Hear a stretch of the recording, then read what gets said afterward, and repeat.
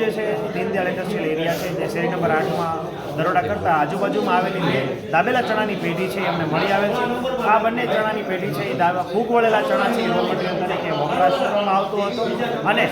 આ પેઢી જે છે એ ફૂગ વળેલા ચણા છે દાજિયા તેલમાં તળીને લોકોને સપ્લાય કરતી હતી. આ ઉપરાંત મશીનની અંદર એ લોકો બોરિક એસિડ એટલે કે વાત કરીએ તો શંખજીરું પાવડર છે મશીન સાથે દાબેલા ચણા નોચડીને એનો વપરાશ પણ કરવામાં આવતો હતો અને ફાઇનલ પ્રોડક્ટ તૈયાર કરેલી આપ જોઈ શકો છો કે જમીન ઉપર પાથરીને એની અંદર ચટપટો મસાલો છે મિક્સ કરવામાં આવતો હતો. તો આમ જોઈ શકીએ કે ટોટલી કોઈપણ પ્રકારનું લાયસન્સ ન ધરાવતા હોવા છતાં આ પેઢી છે એ ધમધમી રહી હતી અને એ બાતમીને આધારે અમારી ટીમ દ્વારા મુલાકાત કરી અંદાજિત 5.5 થી 5.5 ટન જેટલો જે દાજેલા ચણાનો રો મટીરિયલ સાથેનો